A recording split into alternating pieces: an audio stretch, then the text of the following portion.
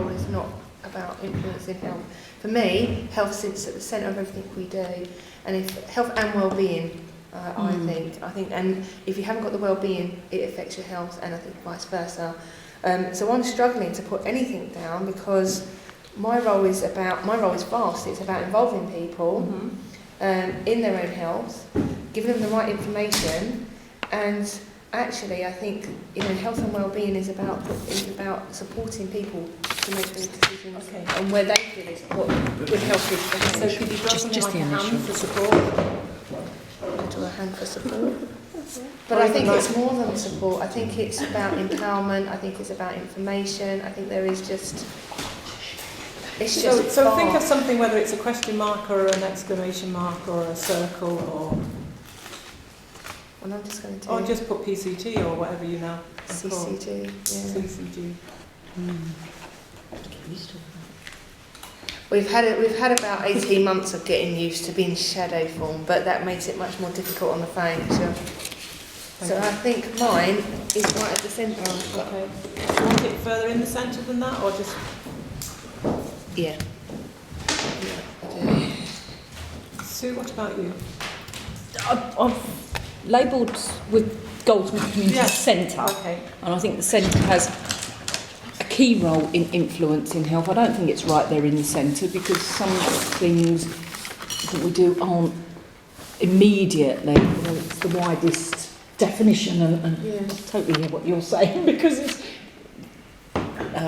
the family party on a Saturday evening when we hire our halls out, that has an impact on people's emotional health and their mental well-being. So I think we're pretty close. I think we could be closer. Okay, thank you. Jane? Sorry, I've used my so can I have one of these? Or you can have No, I'll just have something else because it just seemed ideal. Oh, here we are, look. I think this also represents me. As in as I brought them. All DNP meetings have pistachio nuts in them.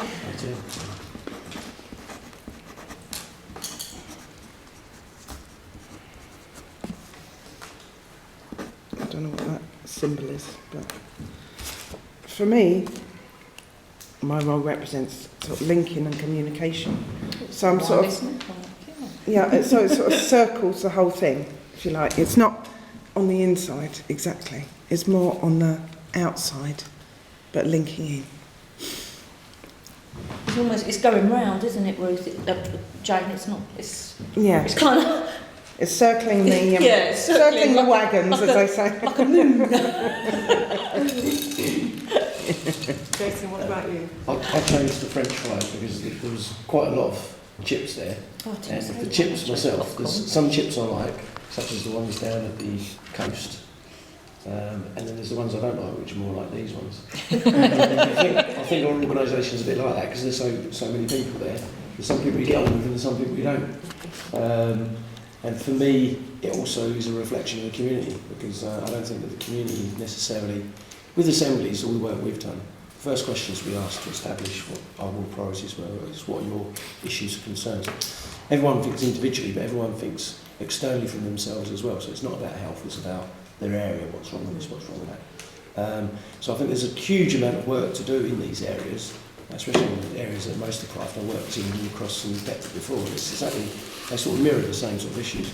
And there's a huge piece of work to be done to actually educate or get people to understand that health does encompass everything. But like if they've got issues around the environment, young people's issues, it encompasses everything.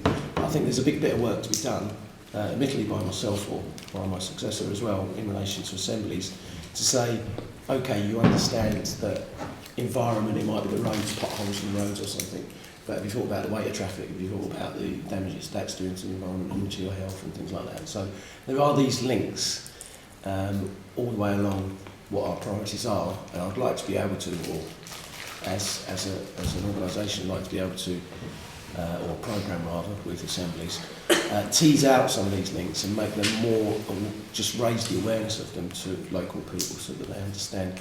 I think we sit a bit more in the centre as well because we're the ones that sort of moves and shakers really as the council, and people should come to us and try and get things done. But I think also, because I'm doing some work with the second nature teams, and I think the environment has a big impact on our health, and whether we actually go home and open a bottle of wine, or whether we continue to smoke and not give up smoking, or eat the wrong things because actually you can't go outside the door, or because I don't want to make that trip to the supermarket. So I think there is a massive impact on actually the influencing of me as an individual, and whether I engage with health or not. And I think it's around the engagement side of it. So it's about breaking some of them barriers, I think. Yeah, it's trying to... Rather than put it on the... We try to do it in the cross, didn't we? Put it on the agenda, but it doesn't sit. No. It just doesn't sit. As much as I pushed it didn't. And the councillors at that end of the borough really did try to sort of, bring it in, bring health on board. But it doesn't sit there just because... But actually the environment issues did sit very much so the other way. And there is... That's it, trying to identify and find out the things which are within the priorities, not specific to what people are thinking about at the time, because as I said, it doesn't seem to be on people's radar really. No, it's the mental well-being though, it's mental health and well-being, so the low moods, picking up some of that, and that might be because someone keeps knocking on your door or whatever, the loud music, that plays, it's the social impact. I think there's also something about when you're well, in terms of your value system and what matters to you. You just take it for granted that you're going to carry on being healthy. And also being ill is different from being healthy. Because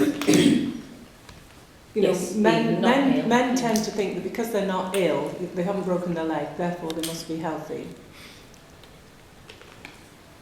And it's actually quite difficult to explain to people that you can't peel somebody like a grape. Here's the pip inside, and it happens to be full of fat and all the rest of it.